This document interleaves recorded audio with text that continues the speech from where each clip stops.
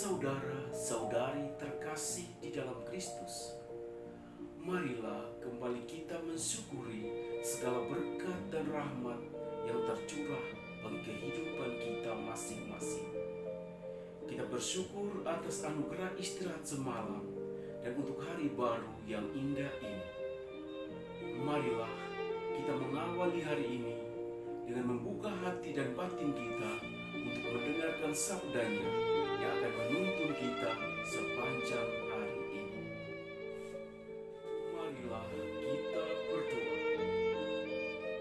Allah Bapa penguasa alam semesta, Engkau menghendaki dirimu menjadi harta kekayaan bagi siapapun yang percaya kepadamu.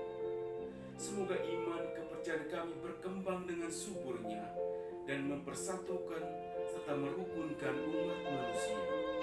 Dengan pengantaran Yesus Kristus Putra-Mu Tuhan kami, yang bersama dengan Dikau dalam persatuan Roh Kudus, hidup dan berkuasa, Allah sepanjang segala masa.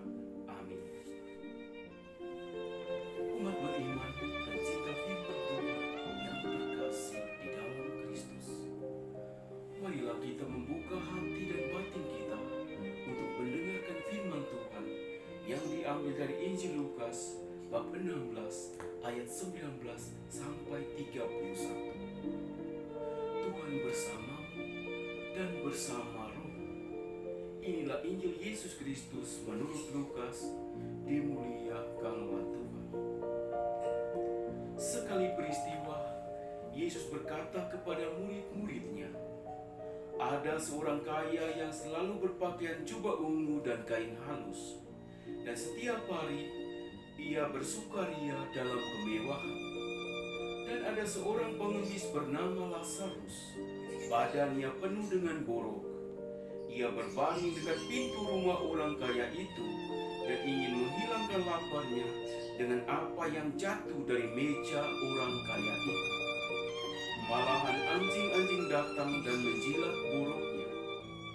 Kemudian matilah orang miskin itu, lalu dibawa oleh malaikat-malaikat ke pangkuan Abraham.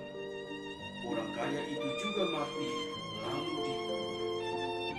Sementara menderita sengsara di alam maut, ia memandang ke atas, dan dari jauh dilihatnya Abraham dengan Lazarus duduk di pangkuannya. Lalu ia berseru, "Bapa Abraham, kasihanilah aku. Suruhlah Lazarus mencelupkan ujung jarinya ke dalam air dan menyejukkan lidahku, sebab aku sangat kesakitan dalam nyala api ini." Tetapi Abraham berkata, "Anakku, ingatlah, engkau telah menerima segala yang baik semasa hidupmu, sedangkan Lazarus segala yang buruk. Sekarang ia mendapat hiburan dan engkau sangat menderita. Selain daripada itu, di antara kami dan engkau terbentang jurang yang tak terseberangi, sehingga mereka yang mau pergi dari sini kepadamu, ataupun mereka yang mau datang dari situ kepada kami, tidak dapat menyeberang." Kata orang itu, "Kalau demikian, aku minta kepadamu Bapa, supaya engkau menyuruh dia ke rumah ayahku, sebab masih ada 5 orang saudaraku, supaya ia memperingatkan mereka dengan sungguh-sungguh, agar mereka kelak jangan masuk ke dalam tempat penderitaan itu." Tetapi kata Abraham, "Ada pada mereka kesaksian Musa dan para nabi. Baiklah mereka mendengarkan kesaksian itu." Jawab orang itu, "Tidak, Bapa Abraham. Tetapi jika ada seorang yang datang dari antara orang mati kepada mereka, mereka akan bertobat." Kata Abraham kepadanya, "Jika mereka tidak mendengarkan kesaksian Musa dan para nabi, mereka tidak juga akan mau diyakinkan, sekalipun oleh seorang yang bangkit dari antara orang mati." Demikianlah Injil Tuhan. Terpujilah Kristus.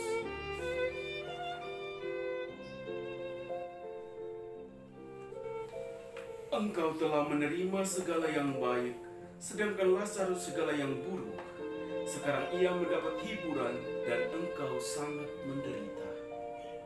Umat beriman, pencinta firman Tuhan yang terkasih di dalam Kristus.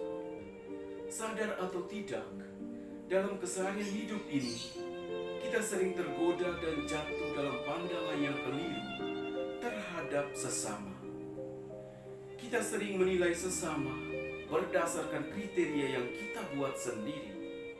Kita sering berpikir yang negatif tentang sesama dan cenderung untuk merendahkan sesama. Hari ini, melalui penginjil Lukas, Yesus menampilkan dua pribadi manusia yang mengalami nasib yang sangat jauh berbeda. Lazarus yang sangat miskin dan orang kaya yang memiliki kelimpahan materi.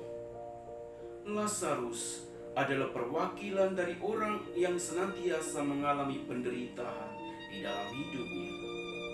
Dengan keadaannya yang sangat menderita, maka sesungguhnya Lazarus layak mendapatkan bantuan dari orang kaya tersebut. Namun orang kaya tersebut tidak memiliki kepekaan hati. Ia tidak mampu melihat penderitaan Lazarus. Ia terjebak dalam egoisme diri yang sempit, yang menutup hati dan pikirannya terhadap sesama yang membutuhkan bantuan dan pertolongannya.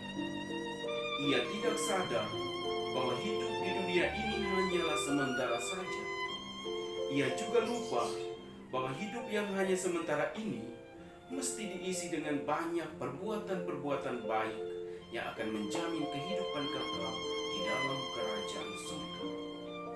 Si kaya terjebak dalam kekayaannya yang fana dan lupa akan hal yang paling hakiki untuk meraih kehidupan sejati.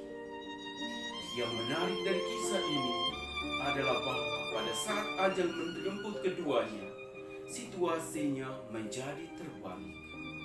Lazarus mengalami kebahagiaan sejati, sedangkan orang kaya itu mengalami penderitaan kekal. Saudara-saudari pencinta firman Tuhan yang terkasih di dalam Kristus, melalui kisah ini kita sekalian diingatkan untuk memiliki porsi keberpihakan yang jelas di dalam kehidupan kita setiap hari. Kita diminta Tuhan untuk senantiasa memiliki hati yang peka terhadap sesama yang menderita dan memiliki pandang yang positif terhadap sesama apapun latar belakang dan situasi hidupnya. Dengan demikian, sesungguhnya kita sedang melaksanakan kehendak Tuhan dalam kehidupan kita masing-masing. Mari kita isi masa puasa kita pada hari ini dengan senantiasa membantu sesama yang menderita, sebab Tuhan Yesus berpesan bahwa Ia sungguh hadir di dalam diri sesama saudara yang mengalami penderitaan. Selamat menjalankan masa puasa pada hari ini. Allah Tritunggal Maha Kudus, Bapa, Putra, dan Roh Kudus memberkati kita semua.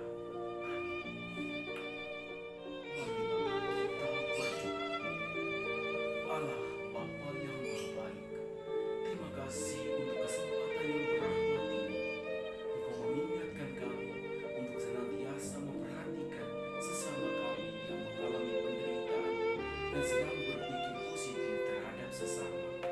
Mampukanlah kami untuk melaksanakan kehendak-Mu, melaksanakan firman-Mu dalam kehidupan kami pada hari ini. Demi Yesus Kristus Putra-Mu Tuhan dan pengantara kami, kini dan sepanjang segala masa.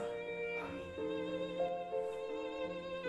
Marilah kita menyatukan hati dan batin kita untuk memohon berkat Tuhan. Tuhan bersama dan bersama.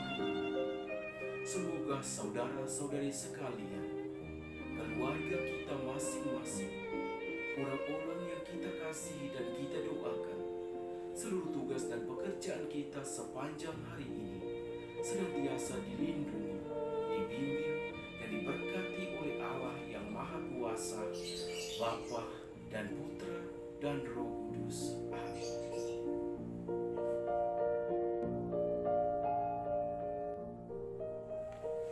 Teman-teman sekalian di mana saja berada, dalam menghadapi pandemi virus corona, marilah kita selalu berusaha untuk mematuhi protokol kesehatan. Selalu cuci tangan pakai sabun, jaga jarak, dan selalu memakai masker di mana saja kita berada. Sekian dan terima kasih.